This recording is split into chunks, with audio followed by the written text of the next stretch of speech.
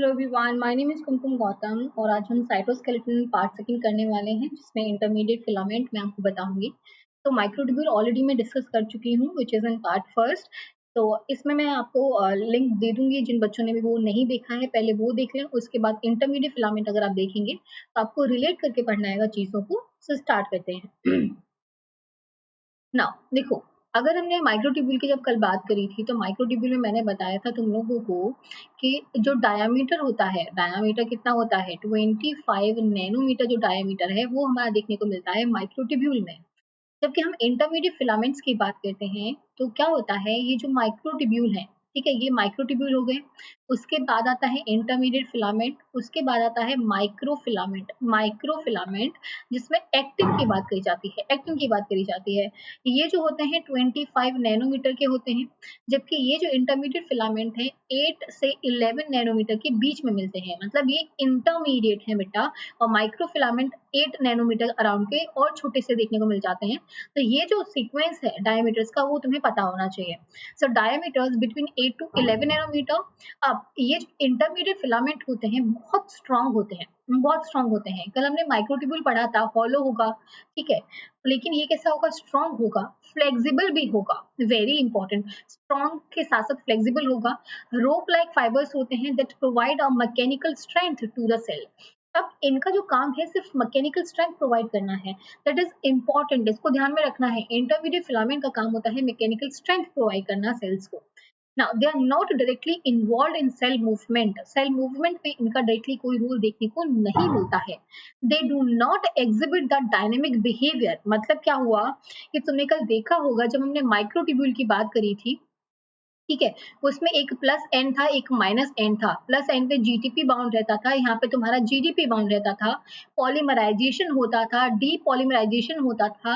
लेकिन यहाँ पे ऐसा कोई पोलैरिटी वाला कॉन्सेप्ट है ही नहीं। मतलब ना तो यहाँ पे जुड़ने का कोई कॉन्सेप्ट है, ना निकलने का कोई कॉन्सेप्ट है। तो कोई भी डायनेमिक बिहेवियर जो है यहाँ पे देखने को नहीं मिलता है। Not know direct involvement of either ATP और जीटीपी, कुछ भी देखने को नहीं मिलता है।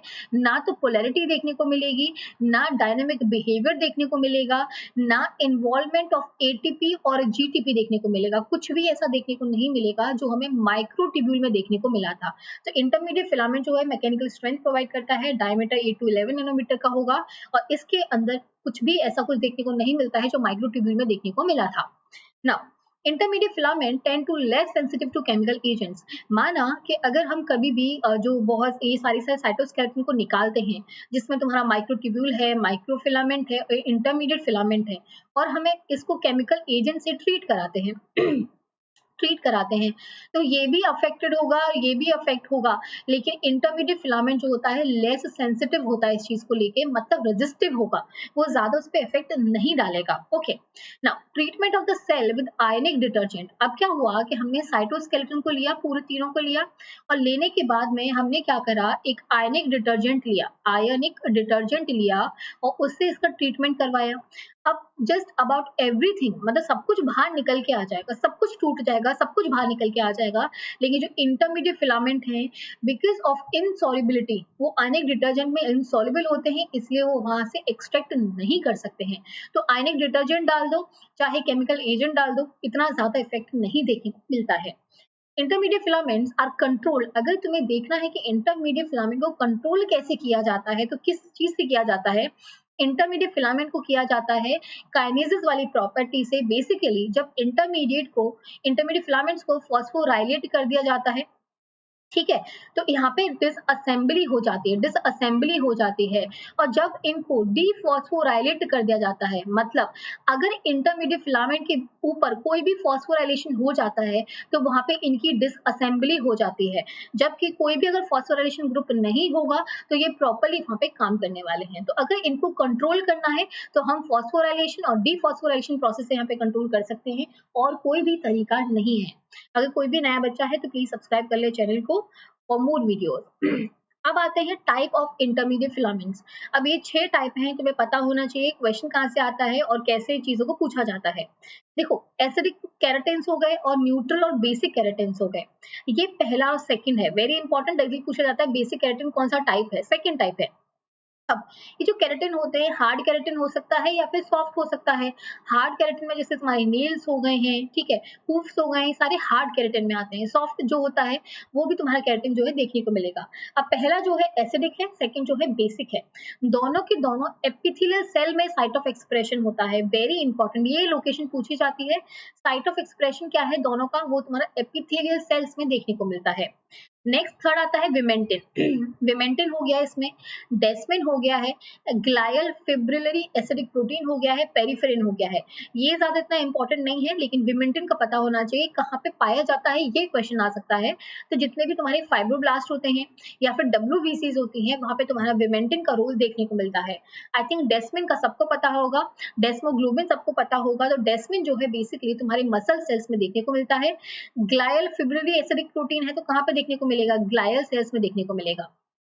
ठीक है, तो ये इंपॉर्टेंट हो गया। पेरिफेरल, पेरिफेरल न्यूरॉन्स में देखने को मिलेगा, तो ये ज्यादा इंपॉर्टेंट याद रखना है। डेस्मिन पूछा जाता है और विमेंटिन पूछा जाता है, क्योंकि थोड़ा अलग अलग पार्ट हो जाता है, तो इनको याद रखना है। थर्ड प्रोटीन में ये आते हैं।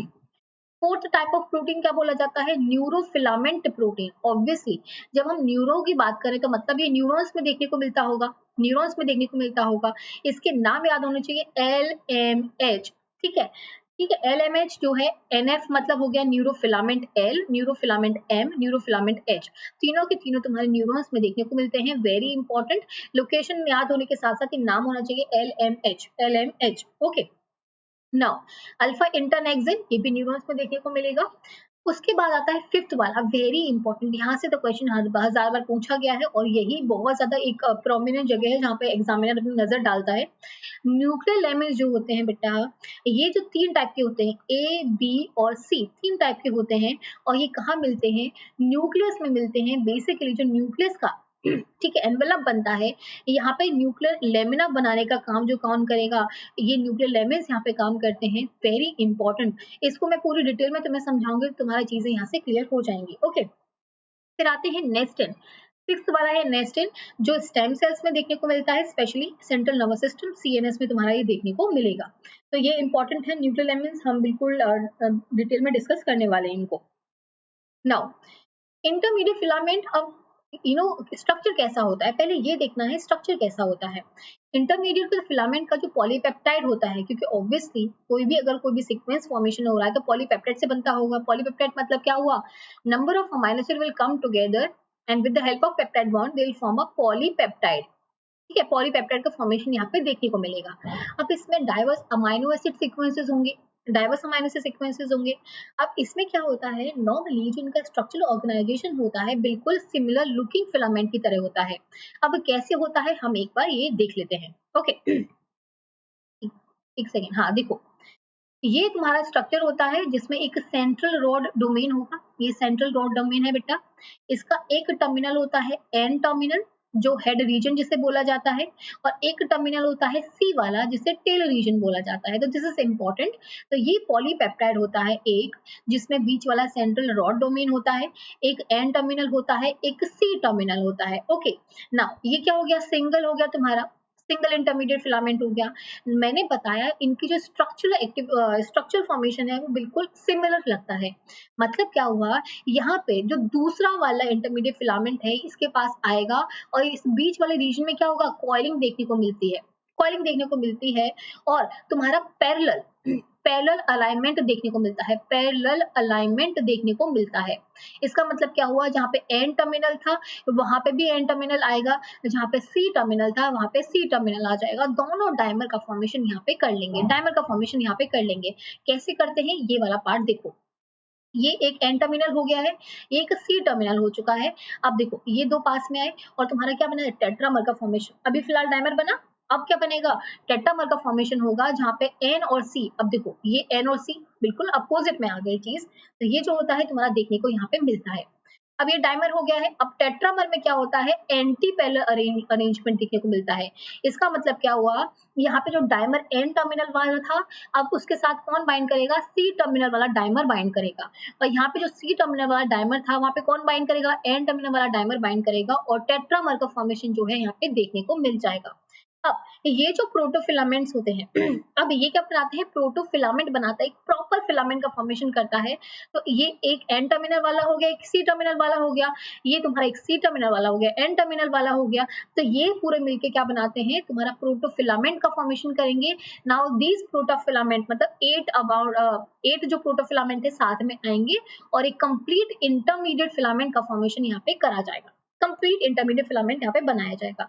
अब थ्योरी पढ़ लेते, तुम्हारा पूरा का पूरा यहाँ से क्लियर हो जाना है। Okay, now to such polypeptide interact to form a rope like dimer. अभी मैंने बताया एन और सी टर्मिनल वाला बीच वाला तुम्हारा सेंट्रल रॉड जो होगा, द अलाइंड पैरेलल, अभी बताया एन और सी टर्मिनल जो होते हैं पैरेलली अलाइंड होते हैं इन द सेम ओरिएंटेशन।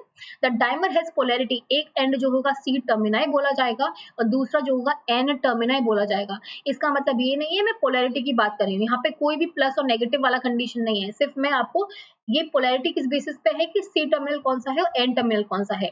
जहाँ पे एन टर्मिनल होता है वहां पे NH2 ग्रुप होता है, जहाँ पे सी टर्मिनल होता है COOH वाला ग्रुप जो है वो देखने को मिलता है। ओके, नाउ अब ये जो डाइमर है ये क्या बनाएंगे, एंटी पैरेलल फैशन में साथ में जुड़ेंगे और क्या बना देंगे, तुम्हारा टेट्रामर का फॉर्मेशन कर देंगे, टेट्रामर का फॉर्मेशन कर देंगे। Now these tetramers will come together to form a protofilament. अभी मैंने बताया था प्रोटोफिलामेंट जिसमें 6 तुम्हारे अरेंज हो रहे थे। अब यहाँ से 8 प्रोटोफिलामेंट साथ में मिलेंगे, आपस में मिल जाएंगे और इंटरमीडिएट फिलामेंट का फॉर्मेशन जो है वो देखने को मिलेगा। अभी सब कुछ समझा चुकी हूँ, सब कुछ दिखा चुकी हूँ। They're assembled from antiparallel tetramers. Both end of intermediate filaments are equivalent. एक NC होगा, दूसरा भी NC यहाँ पे होने वाला है। ओके, एक बार फिगर देख लेते हैं। देखो ये ऐसे अरेंजमेंट जो है देखने को मिलता है प्रोटोफिलामेंट्स का और तुम्हारा इंटरमीडिएट फिलामेंट जो है यहाँ पे बन जाएगा। ओके, इंटरमीडिएट फिलामेंट बन जाएगा। ये तुम्हारा एन टर्मिनल होगा, एक सी टर्मिनल होगा, यहाँ पे भी एक एन टर्मिनल होगा, सी टर्मिनल होगा। तो ये वाला जो कनेक्शन है पूरा देखने को मिलता है और इस पूरा फॉर्मेशन को रोप लाइक फिलामेंट की तरह यहाँ पे बोला जाएगा, जो स्ट्रॉन्ग भी होगा और उसमें फ्लेक्सिबिलिटी भी यहाँ पे देखने को मिलेगी। ये होता है इंटरमीडिएट फिलामेंट। नाउ तुम्हारा ये इंटरमीडिएट फिलामेंट आई होप समझ में आ गया होगा। कोई भी ऐसा पोलैरिटी नहीं होता है कि प्लस एंड है और नेगेटिव एंड है। यहाँ पे पोलैरिटी तुम्हारे एन और सी टर्मिनल के बेसिस पे होती है और यहाँ पे कोई भी तुम्हारा डायनेमिक बिहेवियर देखने को नहीं मिलता है, ना जीटीपी का यूज होता है ना एटीपी का यूज होता है और यहाँ पे मैकेनिकल स्ट्रेंथ बेसिकली प्रोवाइड करते हैं। अब देखते हैं फंक्शन और क्या हो सकते हैं इंटरमीडिएट फिलामेंट के। तो मैंने तुम्हें न्यूक्लियर लेमेंस वाला कंडीशन बताया था, तो हम इस पर्टिकुलर डायग्राम के थ्रू समझते हैं। देखो ये है तुम्हारा सेल साइकिल वाला, ठीक है, सेल साइकिल है तुम्हारा। बेसिकली ये माइटोसिस है, माइटोसिस है। अब माइटोसिस में क्या होता है, इंटरफेज होता है और बेटा प्रोफेज होता है, मेटाफेज होता है, एनाफेज होता है और टीलोफेज होता है, ठीक है, टीलोफेज होता है। इंटरफेज में क्या होता है, तुम्हारे जो लेमेंस है ये न्यूक्लियर लेमेंस, ये जो ग्रीन कलर का दिख रहा है ना जिसे मैं रेड रेड कर रही हूँ, ये तुम्हारा न्यूक्लियर एनवलप का फॉर्मेशन करते हैं। उसके नीचे बिल्कुल तुम्हारा देखने को मिल रहा होगा, ये है न्यूक्लियर एनवलप बेटा, जिसमें आउटर और इनर न्यूक्लियर मेम्ब्रेन है और उसके नीचे क्या है, तुम्हारे न्यूक्लियर लेमेंस प्रेजेंट है जो उस चीज को मेंटेन करके रखते हैं। ओके, और अंदर क्या हो जाएगा, डीएनए यहाँ पे हो जाएगा। ओके, अब तुम्हारा क्या आएगा, प्रोफेज वाला स्टेज आता है। प्रोफेज वाले स्टेज में क्या होता है, न्यूक्लियर एनवलप जो होता है डिसअपियर होना स्टार्ट हो जाता है, डिसअपियर होना स्टार्ट हो जाता है। तो उस कंडीशन में क्या होता है, जो न्यूक्लियर लेमेंस होती है बेटा, उनका क्या होगा, फॉस्फोराइलेशन हो जाएगा। फॉस्फोराइलेशन से क्या होता है, इनका यहाँ से ब्रेक डाउन हो जाता है, मतलब वो नीचे गिर जाएंगी, उनका जो फंक्शन है वो प्रॉपरली यहाँ पे परफॉर्म नहीं कर पाएंगी। ओके, देखो अब क्या होगा, फॉस्फोराइलेशन ऑफ लेमेंस होगा, किस पर्टिकुलर कंडीशन में, प्रोफेज वाली कंडीशन में। अभी जो फॉस्फोराइलेटेड तुम्हारी लेमेंस है जिससे पी लगा हुआ है, वो सारा का सारा ब्रेक डाउन हो गया बेटा। अगर वो हट जाएगा तो न्यूक्लियर एनवलप के भी क्या हो जाएंगे, फ्रेगमेंट तुम्हें देखने को मिलेंगे। तो जो लेमेंस होता है उनका फॉस्फोराइलेशन कब हो गया, प्रोफेज में जाके तुम्हारा फॉस्फोराइलेशन हो जाता है। अब वो वापस से कब आता है, वापस से डीफॉस्फोराइलेशन ऑफ लेमेंस कब होता है, जब आता है early telophase. Early telophase stage जब आता है तो न्यूक्लियर एनवलप का क्या होता है, रीअपियरेंस होना स्टार्ट होता है, दोबारा से दिखने लग जाता है। क्यों, क्योंकि यहाँ पे डीफॉस्फोराइलेशन हो जाता है लेमेंस का। तो अगर ग्रीन ग्रीन दिख रहा हो तो यहाँ पे क्या हो रहा है, ये जो लेमेंस है वापस से फिर से आना स्टार्ट हो गई यहाँ पे। और तुम्हारे लेट टीलोफेज से क्या होगा, fusion of nuclear envelope fragments, और सबका फ्यूजन होने के बाद में प्रॉपर न्यूक्लियर लेमेंस यहाँ पे देखो अरेंज हो जाते हैं और तुम्हारा दोबारा से न्यूक्लियर एनवलप जो है देखने को मिल जाती है। तो ये जो न्यूक्लियर एलिमेंट्स है इनका रोल जो है काफ़ी इम्पोर्टेंट होता है माइटोसिस में और इनके जो न्यूक्लियर एनवेलप के डिसअपीयरेंस में और रीअपीयरेंस में इनका बहुत ज़्यादा रोल देखने को मिलता है और सेल साइकिल जो है इसकी वजह से यहाँ पे बहुत ज़्यादा इम्पोर्टेंट रोल जो है देखने को मिलेगा। ओके, आई होप ये चीज़ समझ में आ गई होगी। अब बढ़ते हैं सेकंड फंक्शन पे। इंटेग्रिन्स लिंक। सो बेसिकली क्या होता है, एक इंटेग्रिन तुम्हारे साइटोस्केलेटन के पार्ट होते हैं जो क्या करते हैं, जो बॉडी का एक्स्ट्रा सेलुलर मैट्रिक्स होता है, ठीक है, जो एक्स्ट्रा सेलुलर मैट्रिक्स होता है उसको सेल से ये पूरा अटैच करवाते हैं, सेल से पूरा अटैच करवाते हैं। अब यहाँ पे भी इंटरमीडिएट फिलामेंट का जो रोल है वो देखने को मिल जाता है, क्योंकि ये मैकेनिकल स्ट्रेंथ प्रोवाइड करता है, बेटा चीजों को अपनी जगह पे रखने की कोशिश करता है, प्रोटेक्शन प्रोवाइड करने की कोशिश करता है। तो जो इंटरमीडिएट फिलामेंट होते हैं, देखो ये रहे तुम्हारे इंटरमीडिएट फिलामेंट, ये रहे तुम्हारे इंटरमीडिएट फिलामेंट, ये दिख गए तुम्हें इंटरमीडिएट फिलामेंट। अब ये प्लेक्टिन के थ्रू, ये प्लेक्टिन के थ्रू क्या होता है, तुम्हारे इंटेग्रिन से अटैच्ड रहते हैं और ये इंटेग्रिन का काम क्या होता है, ये जो एक्स्ट्रा सेलुलर मैट्रिक्स है बेटा, ये एक्स्ट्रा सेलुलर जो मैट्रिक्स है उसका जो सेल से अरेंजमेंट देखने को मिलता है, उसका जो कनेक्शन करवाता है वो इंटेग्रिन कराता है। और यहाँ पे जो इंटरमीडिएट फिलामेंट है वो भी इंटेग्रिन से बाइंड करते हैं कहीं ना कहीं थ्रू प्लेक्टिन, थ्रू प्लेक्टिन। तो दिस इज इंपॉर्टेंट, याद रखना है। तो अगर कभी क्वेश्चन पूछा जाता है क्या सेल का, क्या इंटरमीडिएट फिलामेंट का कोई रोल है सेल और एक्स्ट्रा सेलुलर मैट्रिक्स को अटैच करवाने के लिए, लिंक करवाने के लिए, तो उसका रोल जो होता है इनडायरेक्ट होता है। कैसे? क्योंकि इंटरमीडिएट फिलामेंट पीछे से रोक के रखता है प्लेक्टिन को, अगर वो रोक के नहीं रखेगा तो प्लेक्टिन अपनी जगह पे नहीं रहेगा और प्लेक्टिन को कौन अटैच करके रखता है, इंटेग्रिन, जो पूरा कनेक्शन को यहाँ पे लिंक करवाता है। ओके, नेक्स्ट आता है थर्ड वाला तुम्हारा फंक्शन डेस्मोजोम का। डेस्मोजोम की कैदरेंस होती हैं जो कैल्शियम पे डिपेंडेंट होती हैं, जो सेल टू सेल का कनेक्शन कराती है, सेल टू सेल का कनेक्शन कराती हैं। मतलब ये सेल हो गया है एक और ये वाला सेल हो गया है, दोनों के बीच में जो कनेक्शन करवाएंगी डेस्मोजोम कैदरेंस होती हैं। दो टाइप की होंगी, डेस्मोग्लीन और डेस्मोकोलिन। याद हो जाता है तो बहुत अच्छी बात है, नहीं तो इतना ज्यादा इंपॉर्टेंट नहीं है। डेस्मोकैदरेंस याद रखो, very important. Now, they link adjoining cell to intermediate filament through plakoglobin, plakophilin, desmoplekin। अब क्या होता है देखो, ये रहे इंटरमीडिएट फिलामेंट बेटा और यहाँ पे भी इंटरमीडिएट फिलामेंट है, ये भी इंटरमीडिएट फिलामेंट है जैसे अभी थे। यहाँ पे जब सेल टू सेल का कनेक्शन होता है थ्रू ये कौन सी प्रोटीन है, ये है तुम्हारी डेस्मोजोम कैदरेंस। ये कैदरेंस क्या करती हैं, दोनों सेल का कनेक्शन यहाँ पे करा रही हैं, ये तुम्हारे सेल का कनेक्शन करा रही है। अब ये जो कनेक्शन है डेस्मोप्लेकिन क्या करता है, इंटरमीडिएट फिलामेंट और इन प्रोटीन का अटैचमेंट यहाँ पे कराता है, इन प्रोटीन का अटैचमेंट कराता है जिसकी वजह से सेल टू सेल का कनेक्शन जो है प्रॉपर्ली हो पाता है।